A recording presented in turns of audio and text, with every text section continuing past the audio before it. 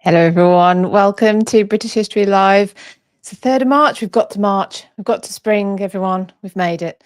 It could do with being a bit warmer, but at least the sunshine has been out here today, so that's good. I hope you're all well. Thank you for joining me. This is a live stream. Some people seem confused by that. So if you're watching on the catch-up or listening on the podcast, that might be why it sounds a little bit different to a documentary, because it's not. However, we will be covering documentary level history. We will be doing that. So I will be saying hello to people in the comments, because I haven't been doing that, and I'm going to bring it back because I think it's only rude not to. So if you're watching and you want to drop me a comment, say hi. Let me know where you're watching from. Today, let me give you then the rundown of what we'll be doing in this episode.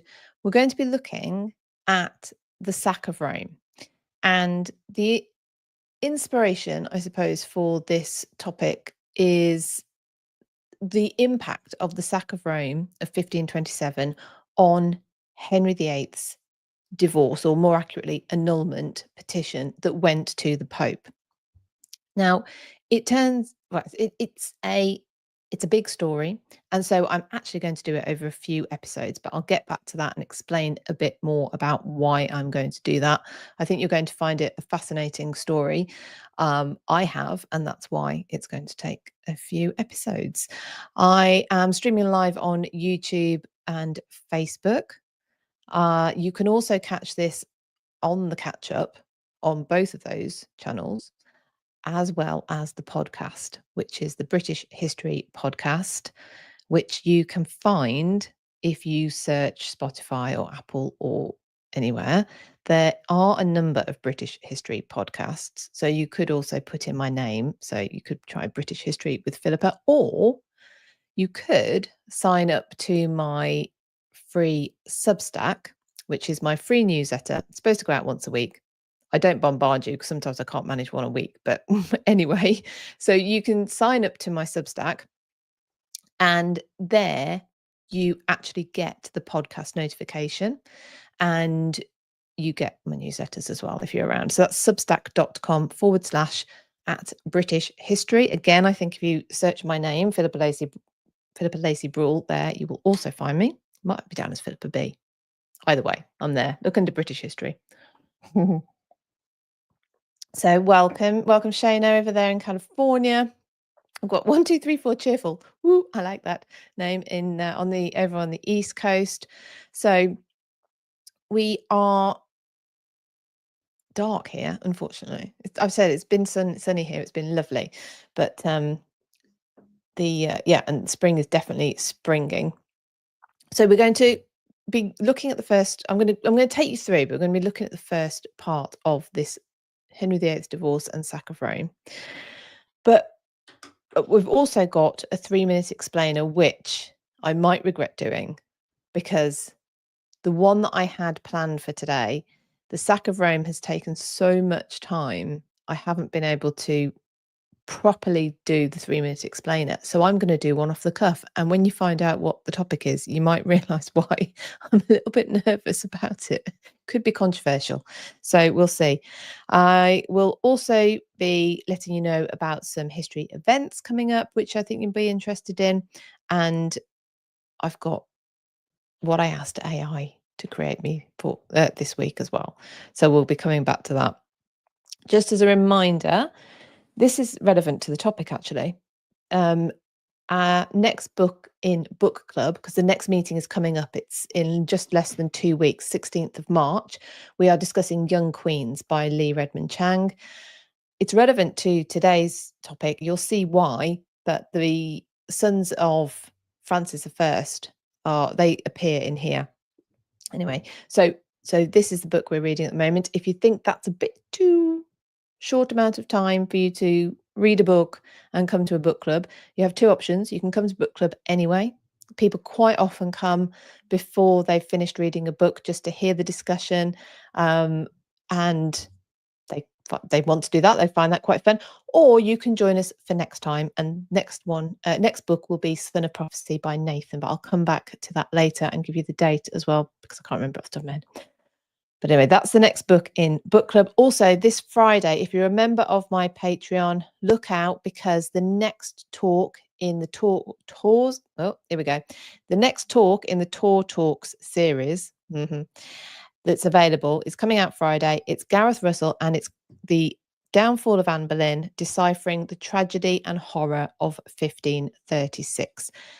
That's available in patreon.com/British history. And if you wait to the end, I can tell you how you can get hold of those talks, even if you're not a member of my Patreon. Well, I can tell you now, you basically go along to Patreon and you can buy them as a collection. But I'll give you the details about that if you're interested. Way, way better value if you just come and join my Patreon. It's £5 a month. You can cancel anytime. I know people's lives change. Life changes. Life throws things at you and things have to change. So there's no hard feelings if you come in and have to dip out as well. No problem whatsoever. So shall we get on to... Yeah, let's get on to today's topic. If you are watching and you enjoy this, please do hit the thumbs up button. You can do things in the comments, I think you can react in the comments now. Did I read that somewhere? I don't know. And if you're not subscribed, then please do. If you want to get notifications, you can go to the bell and click all. There's plenty to watch, not just these live streams, which are every 2 weeks, but there are over 40 historian interviews in the back catalogue, if you like, on the channel to watch, all super relevant. Doesn't matter when they were recorded. For me, that's great. And but anyway, so they're all available to you. You can go binge watch, actually. That would be fab. So Deborah is here as well. No worries. Late to a party is still at the party. So that's very good. So we're getting into today, as I keep saying, the sack of Rome and Henry VIII's divorce, how it relates to Henry VIII's divorce, what impact it has on Henry VIII's divorce, and actually the implications of Henry VIII's divorce. So there's going to be a lot to cover, hence why it's going to take definitely more than one episode. We'll see how we go. I'm going to take you on the journey with me, because when I decided to cover this topic, my main aim was to raise the sack of Rome in people's conscious when thinking about Henry VIII's divorce. We know that Henry VIII petitions, has to ask the Pope for an annulment. It's not really a divorce, it's an annulment. Henry is asking for the Pope to rule that the marriage never existed. It was never legal. It was never a real marriage. And therefore, Catherine had never been his real wife, and Mary wasn't his legitimate child. When we come at that story from an Anglo-centric point of view, which is what I have definitely come at it from, then the sack of Rome, which happens in 1527, is almost a side note to the story. It impacts on the Pope, and therefore it impacts on Henry's ability to get the Pope to agree to the annulment. However, when I got into the story, when I got into it to research it, to talk to you about it, there is so much more to it. There is so much more context, and it's interesting, and I think you're going to enjoy it. So hence, I'm going to take you on the journey with me. We're going to the sack of Rome. So like I say, it's in 1527. It's devastating. It's a devastatingly brutal attack on the Holy City. On the 5th of May, people can see from the city walls of Rome an army approaching. These were the imperial troops of the Holy Roman Emperor Charles V, who's also King of Spain. And these troops attack the city. It begins early in the morning of the following day, the 6th of May, about 4 a.m. in the morning. By 6 a.m., they have breached the walls. The carnage begins immediately. Now, I'm going to cover the detail of the sacking, not sure actually, in the next episode. But for us to understand, because we're going to go into how this, we're going to go into the run up to it, how this even started. But anyway, that's just a warning, because there will be descriptions of some of the violence and things that they did, but that will be in the next episode. For this episode, I'm going to keep it high level. But you have the carnage beginning immediately. They're burning buildings, they're looting, they're violating, let's use that word, but you get that for the women, murdering, they're taking hostages, they're torturing to try and get basically try and get the money out of the inhabitants of Rome. They're trying all sorts, but nowhere is out of bounds, not churches, not the Vatican, and no one is off limits. No child, women, elderly, everyone is fair game. It's concentrated, it's unrelenting violence for at least a week, probably into 4 weeks.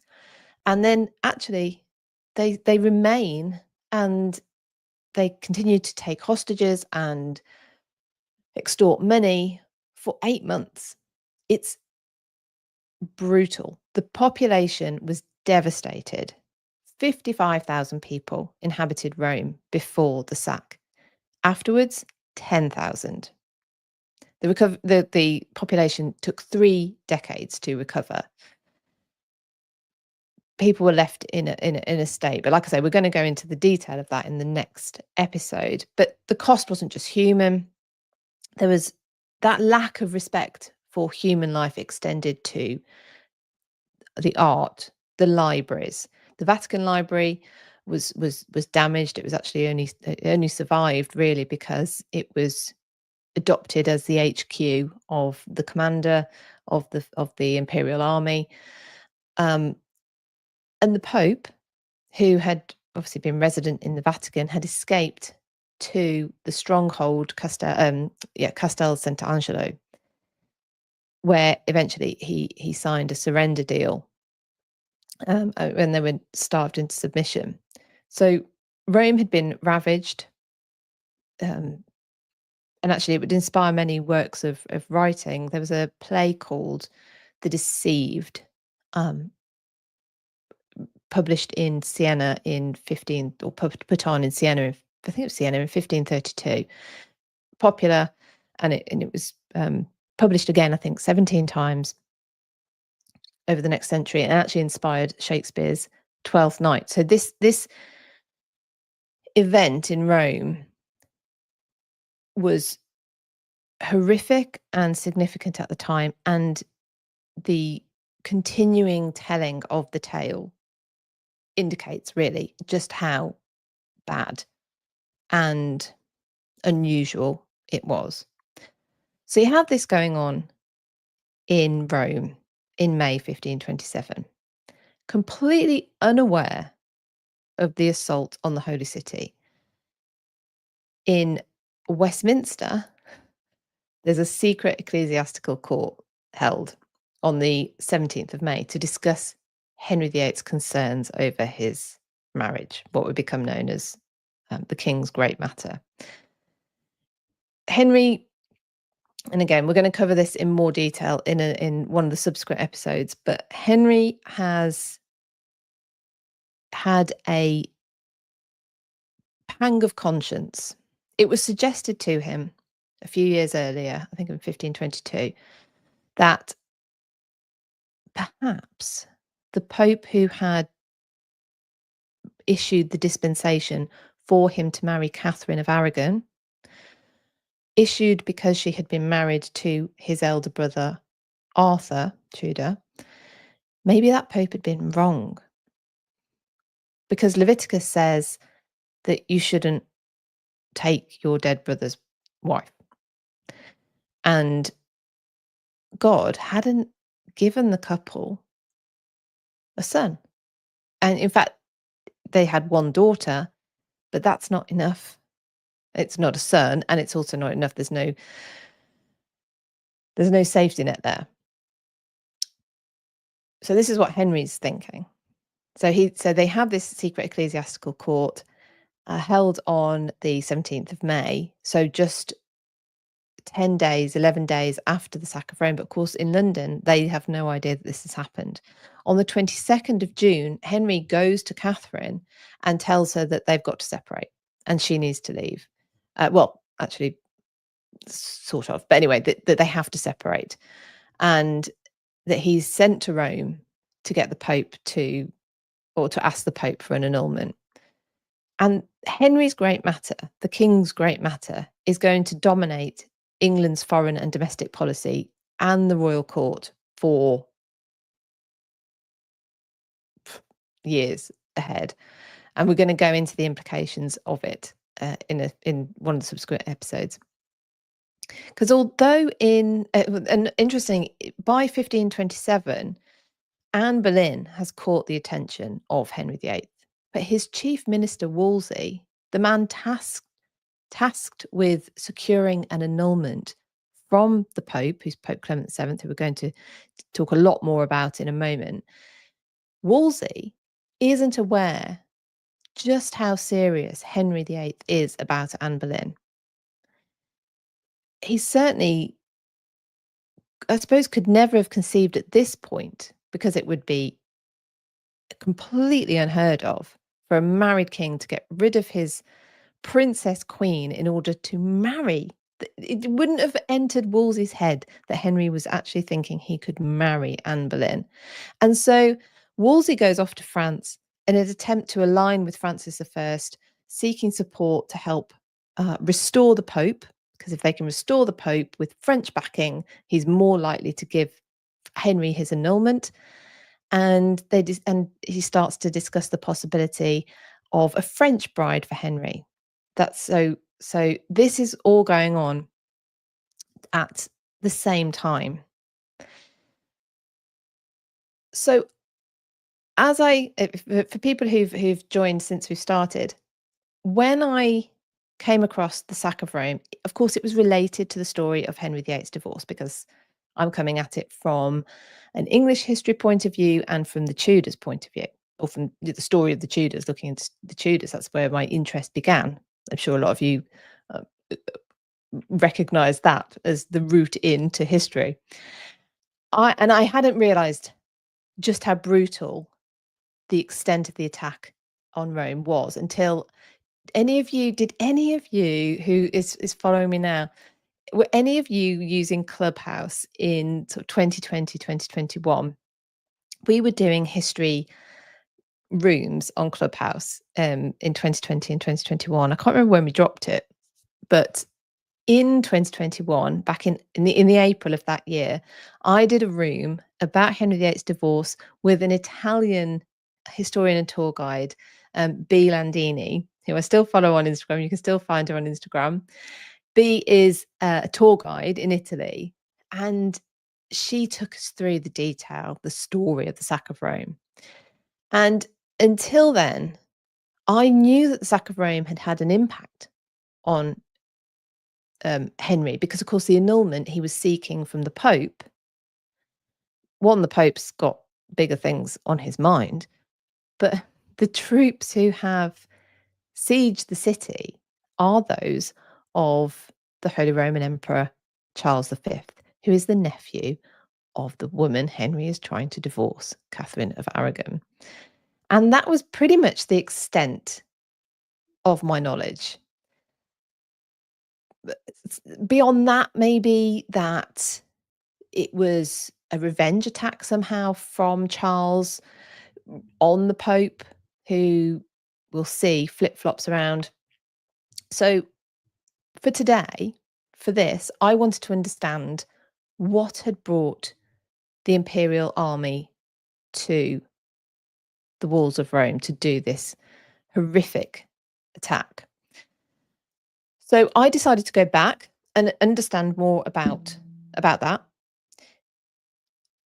and why it was. I mean, sacking of cities has gone on forever at this point.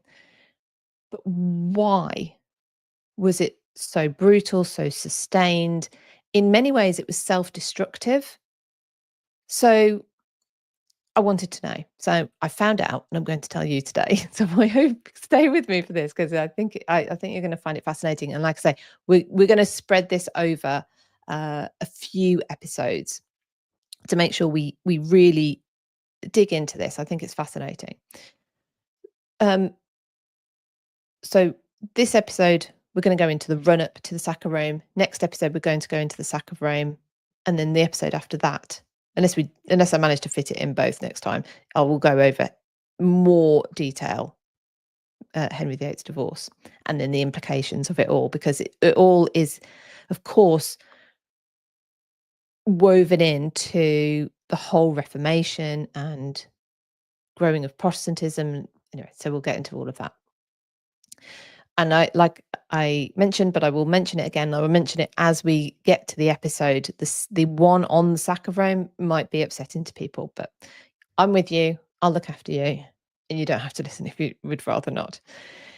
So let's get into this. So there's some key people who we're going to visit. We're going to get into. So the attack on Rome was by Charles V, like I say, Holy Roman Emperor, also the King of Spain. And so on Rome and the Pope. Pope is Pope Clement VII at this point. The Pope is a man called Giulio di Giuliani de' Medici, and he became Pope on the 19th of November, 1523, when he took the name Clement VII. And he's been thought of as the most unfortunate of popes, and we're going to find out why. So there had actually been some question over the legitimacy of Clement's birth, but that had been resolved by his cousin, who had granted him a papal dispensation declaring he was legitimate, which presumably means that he wasn't. There's the irony. And the reason the Pope did that was the Pope was in fact his cousin, Pope Leo X, who I'm going to dub the party Pope, and we'll come back to, the reasons for that will become clear later. He was Pope from 1513 to 1521, also a member of the Medici family. He was a cousin. And Giulio, who had become Clement VII, was a cardinal during the reign of his cousin, Leo X. And then he also became Archbishop of Florence. The Medici family, so who both Leo and the future Clement VII belong to, were very powerful, very rich. Their wealth had come from trade and then banking. Money brought or bought, probably both, influence and position in government and church.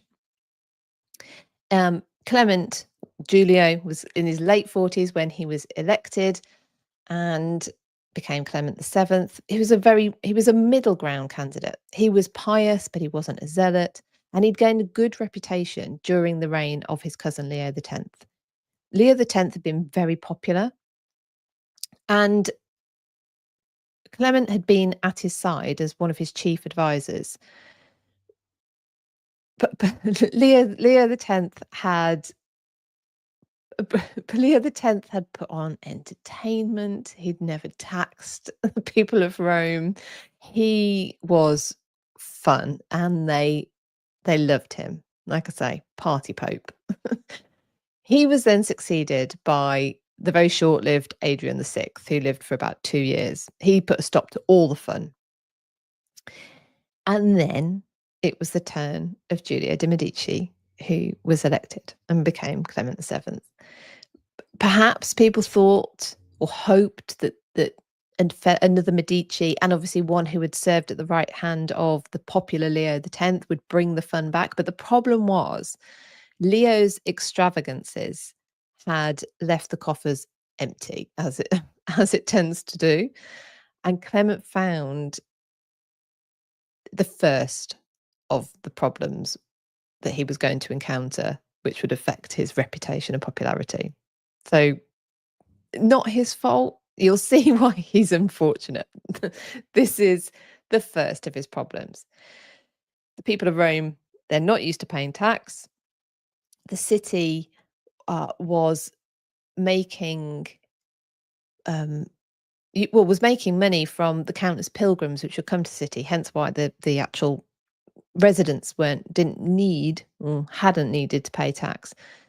But Clement, though, he needed to reintroduce taxes for the inhabitants of Rome and cut the level of entertainment. So he just couldn't compete with the memory of Leo X, and he became unpopular with the people of Rome.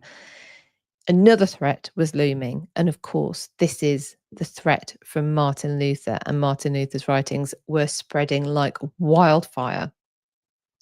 And the Pope, of course, doesn't come out looking good from them, to put it mildly.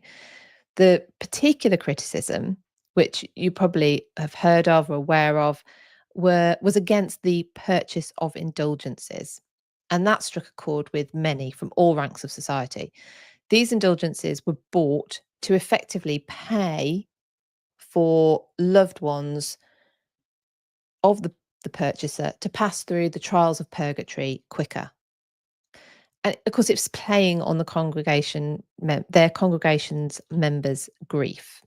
There was even a saying, and I need to find the reference for this, but it gives you a good indication of the attitude of the clergy with this. As soon as the money in the coffer sings, the soul from purgatory's fires springs. Ironically, it had been that ever-popular party pope, Leo X, who'd encouraged his clergy to push these indulgences because, of course, he needed to pay for his lavish lifestyle. Unfortunately for Clement, Clement was the one left actually picking up the financial bill and the moral bill for Leo's actions. Also, there were wars over territory raging between the two other powerful entities of Europe, France and Spain, both of whom would appeal to the Pope to take their side. The Medici family, to which as I said, Pope Clement belonged, had always aligned themselves with the French cause. But Clement was naturally indecisive and suggestible. And it meant he tended to take the side of whoever he spoke to last, pretty much. His strategy was to try and remain neutral. It was never successful. Each side then just assumed he'd taken that of the other, and both would eventually tire of seeking his support at all, which we'll see as we go on. The troops that approached the walls of Rome in May 1527 were commanded by a French general, Charles III, Duke of Bourbon. So just to remind you, the troops are the imperial troops of Charles V. Charles V is the Holy Roman Emperor. He's also the King of Spain. He basically is in charge of huge amounts of land, of the Low Countries, Austria. Do you know what? I can't even go through them all. Then obviously Spain, parts of Italy. He's everywhere. Not to mention the lands in the New World. The Spanish are colonizing America at this point as well. He's incredibly powerful. And here he is. Here are his troops approaching Rome with a French commander. So Charles III, Duke of Bourbon, is commanding these imperial troops. I'm going to call him Bourbon from now on because his name is Charles, and I don't want to get him mixed up. I don't want to mix him up with Charles. Well, I'm not that I'm going to mix him up with Charles V, but it's annoying when they have the same names, right? So I'm going to just refer to him as Bourbon or the Duke of Bourbon from now on, to avoid any confusion with Charles V, Holy Roman Emperor. And as his name suggests, he was from the House of Bourbon. No points there. House of Bourbon was a old, well established, wealthy and influential family in France. And in a newly consolidated Kingdom of France, over which one king was supposed to be able to reign as sovereign ruler with ultimate authority, having such a significant, powerful family was a bit of a thorn in the side of the French king, Francis I. Not only was he rich and powerful, but the Duke of Bourbon was also handsome. He was an accomplished military leader. He was, in fact, Francis's most effective and successful general. But rather than appreciate Bourbon as an asset, Francis found himself jealous, and he treated him with contempt. I think pretty petty and childish behavior, actually, just designed to annoy him. When Bourbon, for instance, won lands for France in Italy, Francis immediately grants them to the brother of his mistress. Now, Bourbon was already out of pocket after paying for much of the campaign himself, and now he hasn't even had any of the reward of the lands which he's secured. So Francis really did poke the bear where Bourbon was concerned. Bourbon was at the Field of Cloth of Gold in 1520, the peace conference between Henry VIII of England and Francis I. He was 30 at the time, and he showed himself off, admirable in the jousts. He did a good job there of being, showing a united front with Francis, but that show of fealty in front of the English was performative. It was for show. By 1523, their differences had surfaced and took a irreconcilable turn when Bourbon defected to Charles V. So let's look a little bit more in Charles V. Charles V, like I say, Holy Roman Emperor and King of Spain. He'd inherited from his father, Philip the Handsome, from the House of Habsburg. He'd inherited the Low Countries, Spain.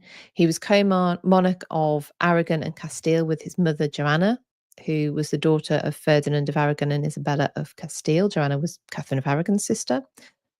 Plus, he'd also inherited lands in the New World, Naples, Sicily, and Sardinia. He had a lot of land. He also controlled the Holy Roman Empire. That's the German, not Italian, and the Austrian, and he'd got the Austrian Austrian hereditary lands. Got there at the end. Yes. So he also oversaw the, like I said a little bit earlier, he also oversaw the continuing Spanish colonization in the Americas. He had, you might have heard this phrase of the British Empire, on which the sun never sets. In fact, the original empire on which the sun never sets was the Spanish one. In other words, Charles is powerful, rich, and after keeping control of all that he'd inherited, he'd inherited everything peacefully, but he spent most of his life defending that inheritance. Threats came from multiple directions. You've got the Protestant Reformation that we've already talked about with Luther starting, the expansion of the Ottoman Empire, and French ambitions of gaining land as well. So he had threats from within with the Protestant Reformation and threats from without with the Ottomans and the French. Charles, therefore, could make quite a lot of use of an accomplished general, especially one who had knowledge of the enemy. And so, word had reached the imperial court, the court of Charles V, that Bourbon was disgruntled. And he was not appreciating the way Francis was treating him. So Charles thought, could Bourbon be tempted away? So even Francis, by the way, had also begun to wonder this. He asked Bourbon what it would take for him to be tempted away. And Bourbon apparently replied, the offer of 3 kingdoms such as yours wouldn't be enough. So you think Francis, oh, cool. He's reassured. Bourbon, though, followed up with, but an affront would be sufficient. Maybe Francis didn't think he was serious. It's quite a lot to defect to the other side and forfeit everything you've got, your titles, your lands, everything. So maybe he didn't think he was serious. So Francis, though, the next time he sends his army to fight, puts Bourbon as second in command under his hapless brother-in-law. It was an obvious and very, very public slight. To add insult to injury, big insult to injury, while he was on campaign, Bourbon received the devastating news that his wife, Suzanne, had died. And as with most marriages of the nobility, it did begin as a diplomatic match, but it had blossomed into love. They'd endured the loss of 3 children during their infancy, and Suzanne had ongoing health issues. But their marriage, so from the diplomatic point of view, had joined the senior and junior branches of the Bourbon family. They were closely related. How unusual. Not. So she had been from the senior line of the Bourbon, House of Bourbon, and he had been from the Imperial line. So their marriage had joined the two. So with her death, his inheritance was called into question. He soon, bizarrely, received another letter. This one was from Francis I's mother, Louise of Savoy, suggesting that he marry her. And there were 2 advantages to this match. As a member of Suzanne's family as well, Louise could help him secure his inheritance. Also, it would mend the rift between Francis and Bourbon. However, I've got a different view on it as well, which I'll come to in a second. But Bourbon was infuriated. It was too soon. He was genuinely in love with his wife. And he spat at the messenger, and I'm quoting here. Do you insult me by bringing me the offer from such a woman? I, who have been married to the best woman in France, am now consoled to marry the worst woman in the world.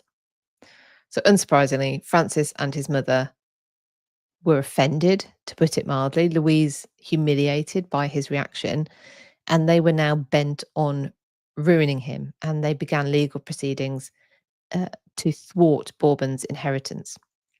But of course, the other, I think, more likely reason that Louise has put herself forward as a possible as fiance to the Duke of Bourbon is that brings the House of Bourbon and its lands and its influence all within the French royal family.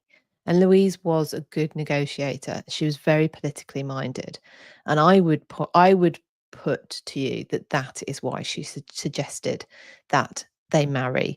I've read other accounts that she was soft on him and this kind of thing. I think she was more calculating than that, but I could be wrong, but it certainly would have brought that advantage.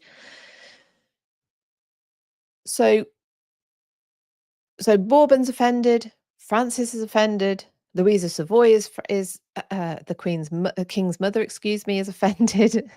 So while all this is going, and they're going to now get in the way of Bourbon getting his inheritance. So while this is all going on, Bourbon receives an invitation to meet with a diplomat sent from Charles V. Before I move on, let's just go to the comments because I can see people. I'm intrigued by who's quitting smoking. Someone's quit smoking, so well done, whoever it was. Is that you, Melissa? Someone's quit smoking. I'm very, very proud. Honestly, probably the biggest thing you can do for your health, other than get enough sleep every night as well. People do that. And Alex A, bless you. Yes, 42 people watching now. I can't see how many likes there are, but it was 26 a moment ago. So if you are enjoying this, please do give it the thumbs up. It helps, especially when I'm live, for other people to see see water. I'm reading Shane's comment while I'm trying to talk.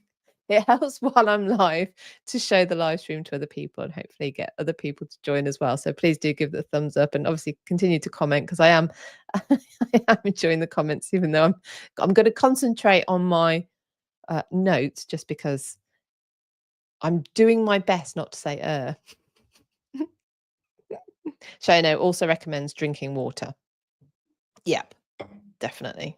But not too close to night time, because then you'll need to get up for a wee and then that'll affect your sleep. It's a delicate balance. Delicate balance. Brian, the Prince of Orange. So died in the sack of Rome. There is a Prince of Orange or Duke of Orange who's at the sack of Rome. So next week I am going to be doing a detailed look at the sack of Rome. So this episode we're looking at the run-up. How on earth do we get to the point where Charles V's imperial troops are hell-bent on ravaging the holy city? That's what we're covering today. And then so in 2 weeks' time, on the 17th of March, we'll be going into the sack and the detail of sack. The detail of sack, the detail of the sack, which sounds wrong on its own. Anyway, we'll be doing that. So we'll be getting into some of that detail, I'm sure. Okay, so let's pick it up from Bourbon defecting. So Bourbon has been sent a invitation to meet an envoy from Charles V. Bourbon's offered Charles's sister's hand in marriage, but whilst they're doing this, that one doesn't seem to ever come to anything. But they also share with him a plan that they've got for a 3-pronged attack on France. Excuse me. And this is a alliance between Charles V and the husband of his aunt, Henry VIII of England. And what the Allies, he's told, could really do with is the use of an accomplished, experienced general. And as I said earlier, the fact that he has intimate knowledge of the French army, their tactics, the way they work, is going to be invaluable. So not only just a good general, but he's now, if they can get him on his side, he's got intelligence about the enemy. Although they don't say the following explicitly, it's insinuated that should Francis be toppled, imprisoned, maybe he dies, that Bourbon, being of the blood royal, is candidate to become king of France. So Bourbon signs the deal. And in that act, he has committed high treason. There is no going back. Francis's spies soon find out about the meeting between Bourbon, but before Bourbon can leave, he falls seriously ill. Francis comes to visit the bedridden Duke, to visit Bourbon, and without either side sort of acknowledging the elephant in the room, they talk, and on the face of it, they make up for all the toing and froing and angst, and Francis trying to get his inheritance, and Bourbon humiliating the Queen Mother. Not that she's called the Queen Mother, but that's Catherine de Medici. That's another story. So either way, on the face of it, they've made up, but it's an emotional meeting, and in all likelihood, the men probably suspected they wouldn't ever meet again. Of course, Bourbon had so Francis invited. So he says to Bourbon, as soon as you're well, come to court. Of course, Bourbon says, yes, obviously, I would love to. And he's never going to go. Under the sort of cover of still being ill, he plans, once he's better, obviously, he pretends to be ill for longer and makes plans to escape. He leaves with 300 men and horses carrying as much gold as they can possibly manage. So he's now committed high treason, and he's a fugitive. But he gets to Charles V's troops. He becomes the Charles V's general, commanding this army, this imperial army. It's made up of Spaniards and Germans. The Spaniards tend to be Catholics. Probably a lot of the Germans are, but you've got a Lutheran contingent in there. You've got this German, and this becomes relevant slightly later on, but there's also a German contingent of these. There's this group called the Landsknecht. They're particularly brutal, and they're incredibly loyal to their commander, a huge man called George Frundsberg, who was in turn very loyal to the emperor. Now, Frundsberg isn't particularly keen on this French turncoat, but he's very loyal to Charles, so he will work with him. And the troops head to Pavia, where they are going to meet the French. So Bourbon now appears on the battlefield against his own home country and against the troops he used to lead, and of course against his king. Francis is there on the battlefield. Clement, meanwhile, Clement has agreed to back Francis as long as Francis can win his next battle.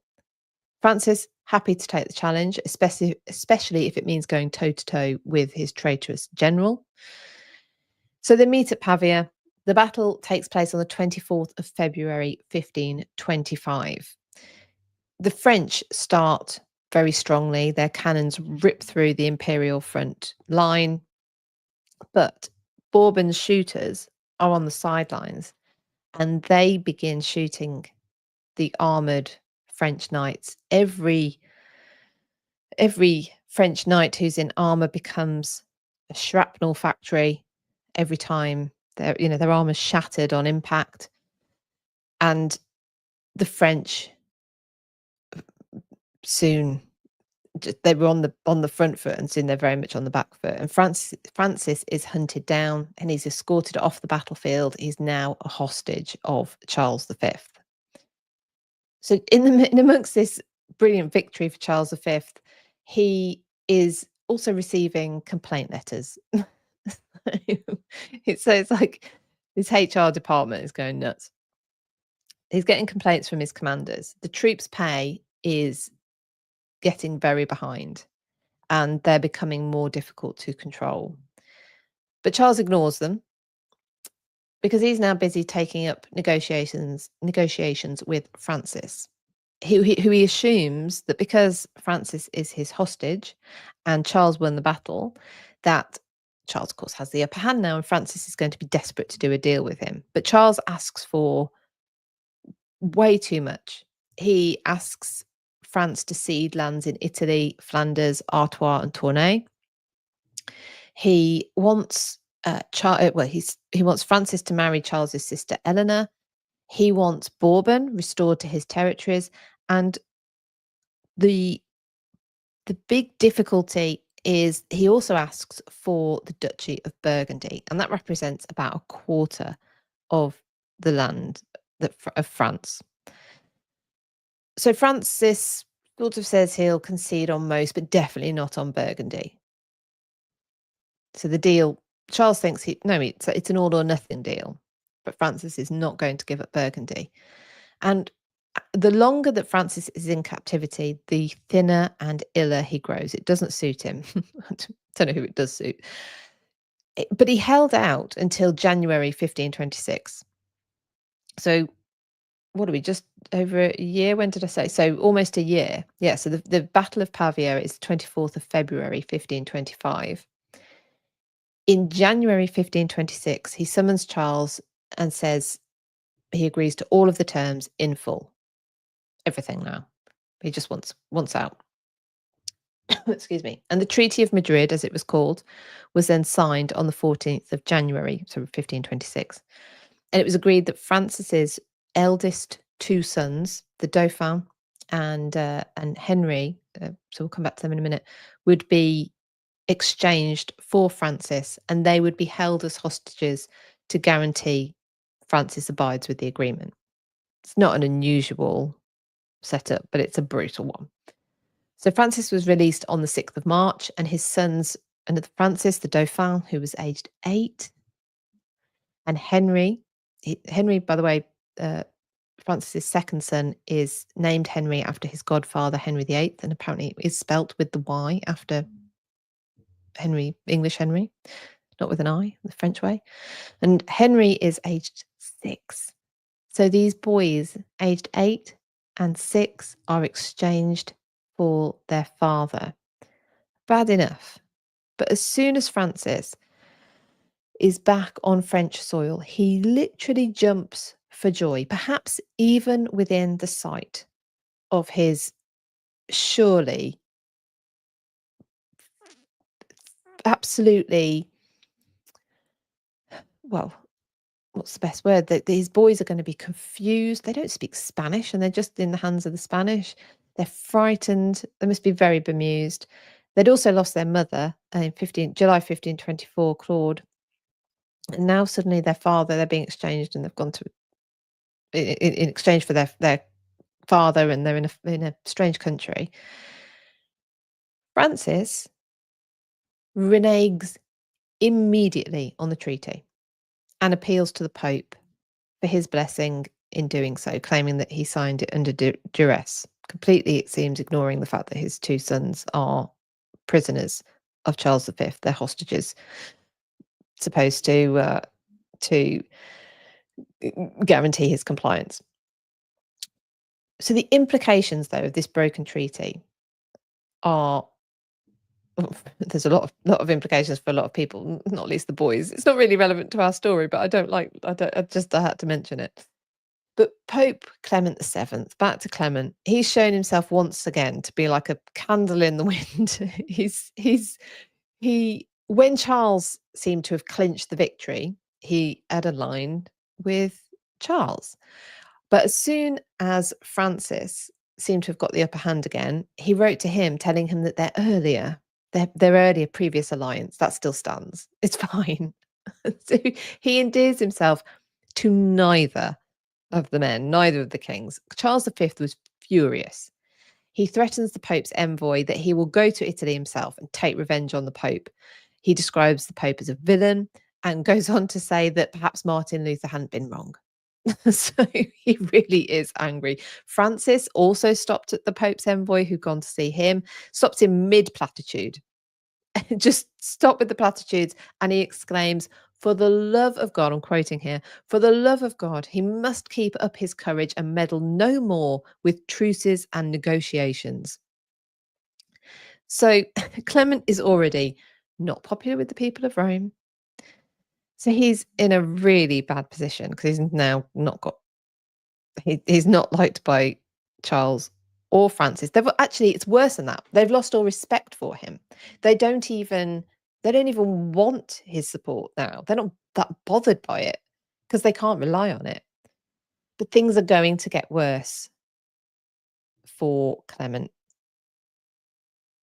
even more than you already know. Clement's chief rival in Rome is a man called Cardinal Colonna, and he leads a raid through Rome. It was anti-Clement specifically, not anti-Pope particularly, but anti-Clement. His small mob was cheered on by the inhabitants of Rome. The Pope escaped to Castel Sant'Angelo, a route he would find himself taking in haste again. And the mob ransacked his house. They made off with his clothes. They ripped tapestries off the wall. They took what they could, and they made their way back through the streets. The inhabitants of Rome thought this was great fun. They thought it was hilarious. So things are not going well for Clement. They're really, though, not going well for Bourbon, because the collapse of the Treaty of Madrid has robbed him of his last chance of ever returning to his old life, one which by now he must have missed greatly and wished he'd never left. He's trying to remain in control, to remain in command of this increasingly feral army. I've made mention already, you've got different nationalities here, you've got even got different religions, you can have different languages. They're not bound by any type of ideology. Really, they're just paid soldiers and they're not getting paid. They're unpaid, they're starving because provisions haven't been organised for them either. They're angry. Who wouldn't be?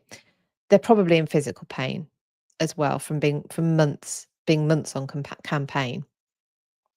But descriptions of them make them sound like men who have lost all sense of humanity and restraint. This three-pronged attack of Charles V and Henry VIII's armies just never transpires. So the action that, well, Charles defeating the French at Pavia kind of says to him he doesn't need the English. But this action not happening, that was the reason for bringing Bourbon on board. And he'd given up everything for the promise of the glories that action would bring, and they've all vanished. They've all gone. So the Treaty of Madrid, which had said that he would be reinstated to his lands up in a puff of smoke, the action he'd been recruited for, if you like, isn't going to happen. He has no way back to anything like his previous life.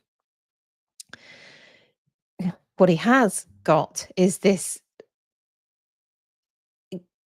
impossible position as the nominal head of this disgruntled band of imperial troops. Like I said, they've got different nationalities, got different religions. They were fighting for pay, they weren't getting. So he was struggling to keep control as they began to turn on each other. They turned on him. His tent was ransacked for anything that these men could find that was valuable. The German Landsknecht troop, which I'd mentioned earlier, headed by George Frundsberg, they even turned on George. They turned on Frundsberg. And he was so outraged by their insubordination that he collapsed, possibly of a heart attack, and he died a few days later. So now Bourbon was without one of his powerful commanders as well, and the troops are like a mob now, a massive, well-trained, armed mob. Not great. Bourbon had to do something. They were within marching distance of Florence, and so they headed there, intent on ransacking the city. It's wealthy, very wealthy, home of the Medici family. They marched there in late spring, and the heat forced them to abandon the remaining Calais that they were trying to drag through. They had no food. They were eating ground up, unripened almonds and peas. They really were starving. As the army neared Florence, an envoy from Charles V and the Pope, supposedly joint envoy, catches up with them, and they're informed that Charles has ordered them to stop. The troops were to leave Italy, and Clement had arranged or would arrange a payment to them equivalent of 2 months' basic pay. They were furious.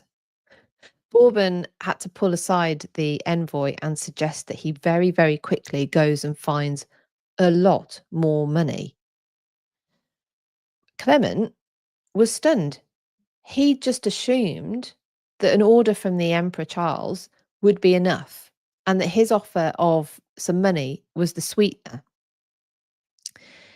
That lack of understanding was going to cost the Pope and, of course, the city of Rome dear. The Imperial army, they did send troops to Florence to defend it, but in fact, the Imperial army decided to divert anyway for a bigger prize. They were going to go for Rome itself. And Bourbon had actually received a message from this Cardinal Colonna who had headed up this mini riot earlier, pretty much inviting him to come. because his thirst for Clement's humiliation seemed to have no satiation point. So the imperial troops divert and they make their way to Rome, and they have Rome in their sights on the 4th of May. By the 5th of May, the people of the city are aware of their presence. They can easily be seen from the city walls. So next episode, I'm going to pick it up from there, and we're going to talk about the sack of Rome itself. That episode is going to be on the 17th of March, same time, 6:30 in the evening, UK time. And it will also be out on the podcast the following day, so you can pick it up either way. So we're going to that's the build up to the sack of Rome, like I say, and we're going to do the actual sack of Rome next time, 17th of March. Before I let you go, well, you can go when you like, but before I let you go, I did say I've got some history. I'll tell you the history of it, and then I'm going to do my perhaps controversial 3-minute explainer. But I'm actually interested in your views on the 3-minute explainer. I will come back to that in a moment. Let me just first of all tell you about, because it's coming up very, very quickly, the Wars of the Roses online history festival. I have organised it, so of course I'm pushing it, but it's going to be fantastic. I know a lot of you have already got your tickets. It's taking place on the 21st to the 23rd of March, so later on this month. It's online, so you can join it from anywhere.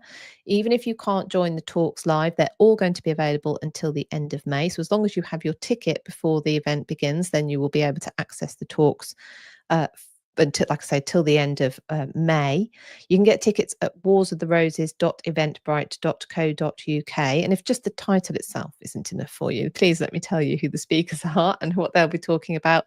We have Gareth Russell, whose talk is The Butlers versus the Fitzgeralds, How the Wars of the Roses Split Ireland and Paved the Way for Perkin Warbeck.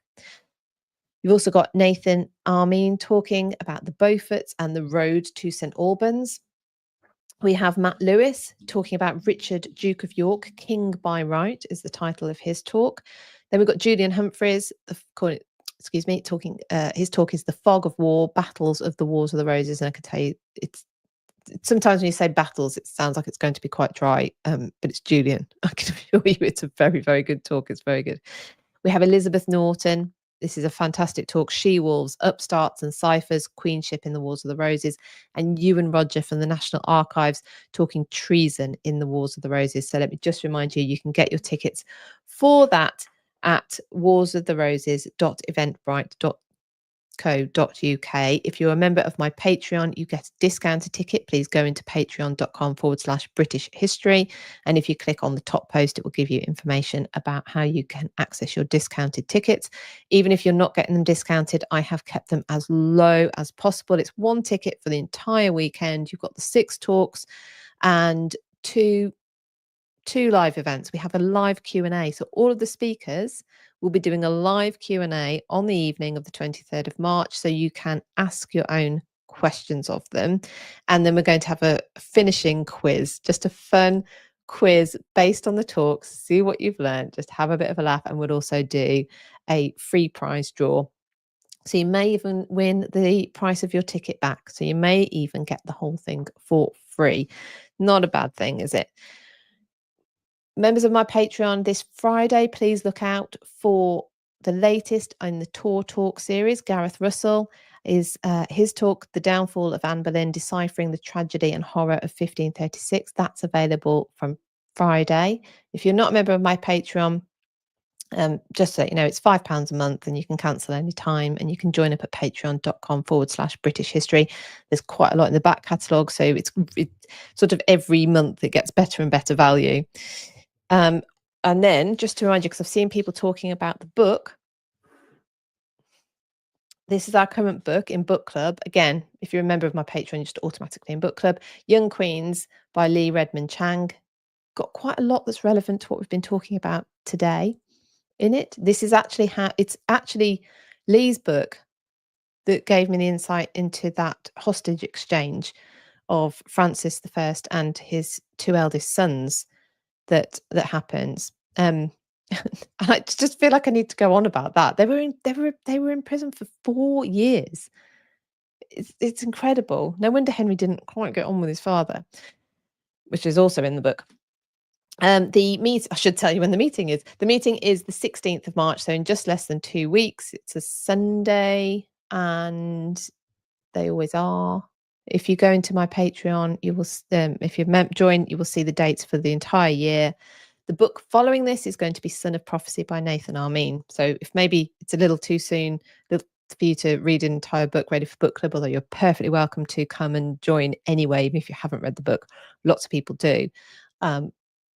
Maybe you prefer to have read the book, then next one, Son of Prophecy, Nathan Armin. So you're more than welcome to join us for that one. Okay, the 3-minute explainer. Let's do it. So, Lucy, if you're a member of my Patreon or you're a paying Substack member, you can suggest topics for my 3-minute explainer, or if you buy me a super chat on YouTube, you can also bypass it and do it that way. Lucy is a member of my Patreon, and she said, I'm very interested. You'll see in a minute why I think this. Okay. I'm very interested to know how Richard III has gained such a passionate, long-standing and worldwide following over the last 500 plus years, with Richard III Society branches spreading everywhere. There's even one here in South Australia. He was king for such a short time. Is it because he was the last English monarch to die in battle? I'm genuinely interested in how it came about. I am interested to know what you think. I don't know what people who are in the Richard III societies would say. Sorry, I'm going to have to take a sip of my water. Excuse me. Oh, thank you, Colleen, for my super chat. $1.99. That's very, very kind of you. Thank you. So, yeah. So I don't know what people who are in the Richard III societies would say. Shano has just said he's also the last Plantagenet.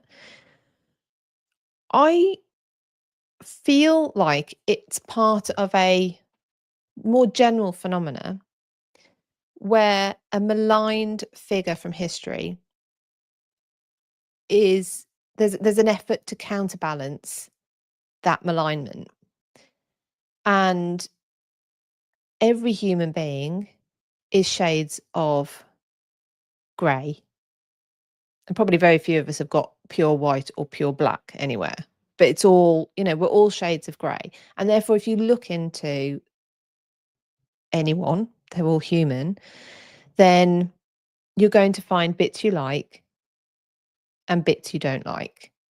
So if there's someone whose reputation is all bad and you start looking into them, you're going to find some good stuff, some redeeming characteristics, some features that you admire. And I wonder if that's what's happened with Richard III, because he wasn't somebody that you could have no respect for his achievements, the love for his wife, his son, his loyalty to his family. I happen to have a theory. It's not about the princes in the tower. Well, it is linked to it. But I happen to have a theory that by the point of Edward IV's death, so Edward IV, for anyone who doesn't know, I didn't have a glass of sip of water in the end, did I? For anyone who doesn't know, Edward IV is the brother of Richard III. Richard was Duke of Gloucester while his brother was on the throne, and his brother had lots of children. The two princes in the tower were the two eldest sons of Edward IV. But by the time Edward IV dies, which is sudden, unexpected, the boys are still children. Richard III has gone through so much to secure the crown for their family line. He's got blood on his hands. He's had to do terrible, terrible things. I think it's a fair, and I'm not saying this was his point of view, but I think it could be a fair point of view to think we've had so much civil war. we've managed to get to a point where it's relatively peaceful. If we put a child on the throne, we could be looking at civil war again. I don't know. Maybe he was thinking that.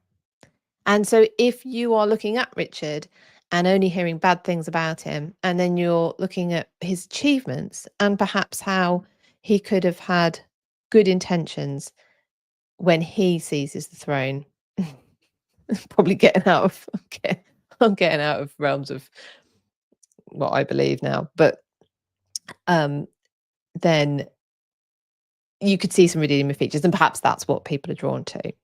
Because indeed, Shane says there, he could have been regent, or he would have been regent. So that's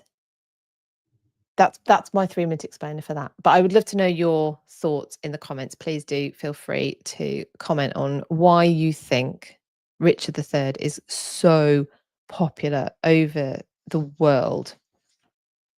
Before I go, let me show you what AI came up for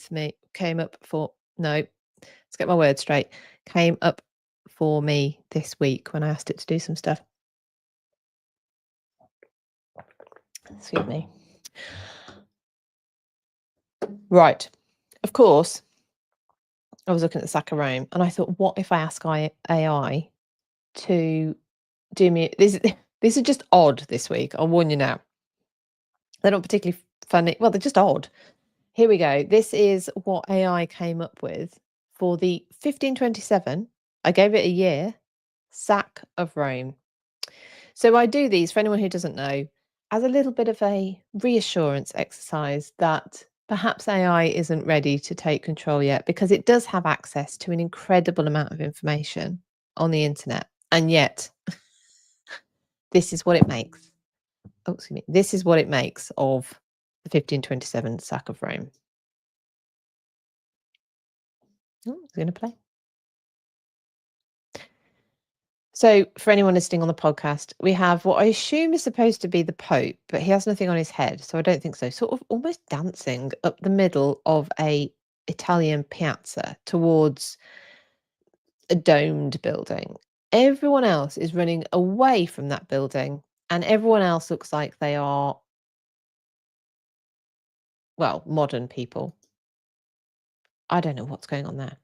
So I thought, okay, I'm going to ask it then, what would it make of Henry VIII asking the Pope for a divorce? Here we go. Well, it's got the Pope quote. Henry VIII looks like I don't know what he looks like.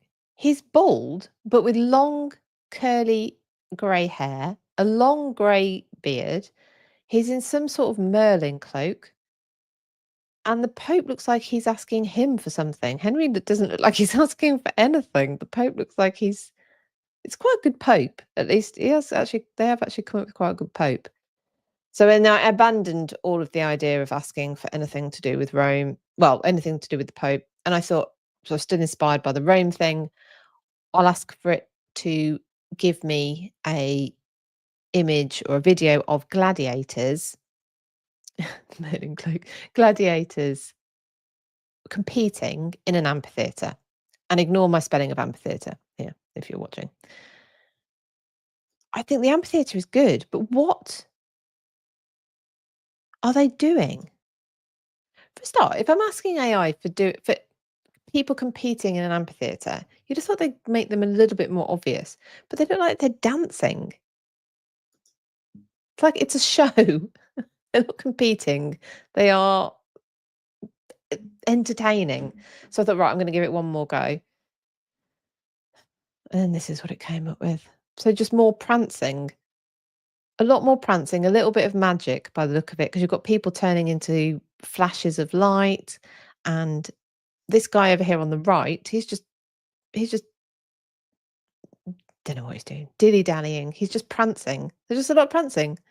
And maybe that reminds me of the one of the jousting. If you haven't seen the one of the jousting, please do go back. I can't remember which episode it was now, actually. So that's probably a bit of a bum steer. But go and have a look at The jousting. I think I put it on as a short as well, so you can find it on my shorts tab. There you go. That's the level at which the AI has got for me this week. Everyone, I've got a couple more things because I don't know. Have you got anything else to do today? I suppose I could. I suppose I could go and eat my dinner. But I thought you might like to know. So I'll just remind you first that the next part of this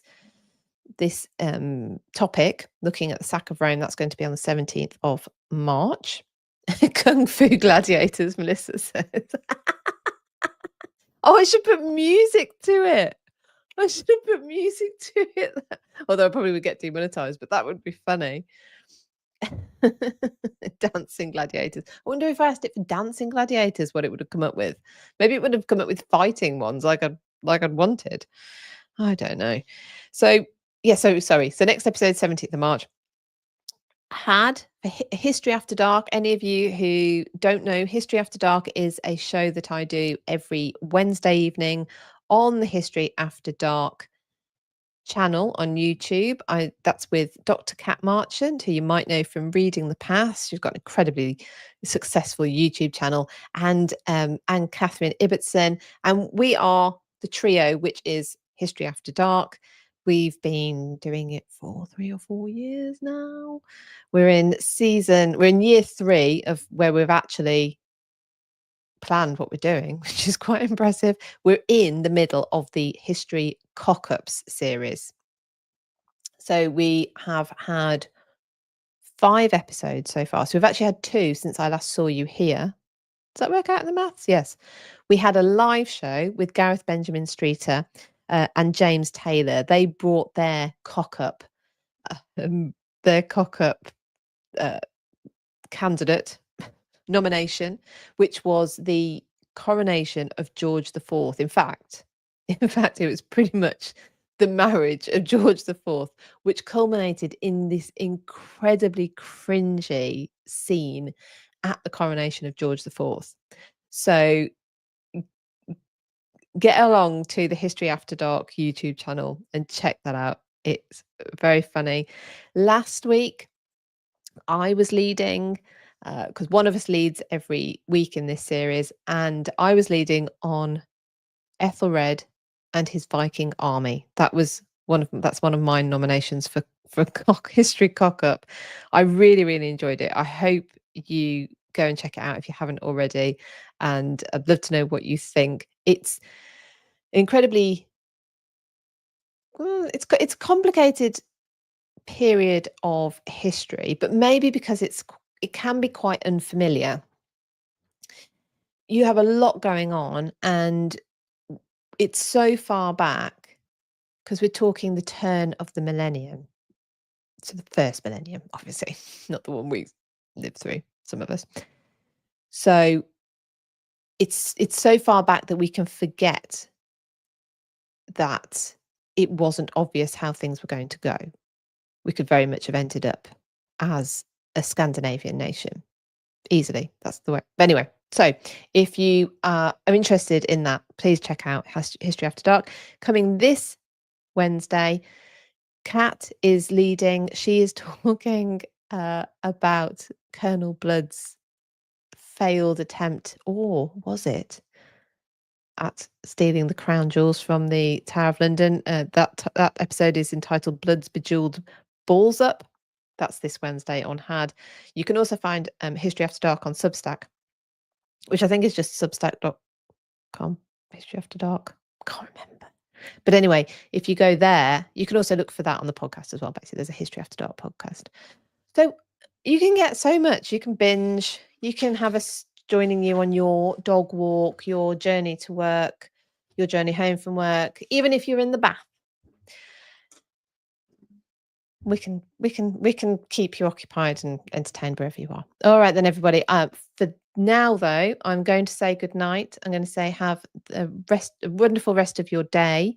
I hope you're back and can join me in 2 weeks' time, where we look at the detail of the sack of Rome, and then we will be following it up probably the week after about Henry VIII's divorce, how that fits into all of this, why I decided to go so much into the sack of Rome when what I was going to do was talk about Henry VIII's divorce, and all of the implications that comes after it. All right, everyone, thank you so much, and thank you for joining me. I will see you all very soon. Bye-bye.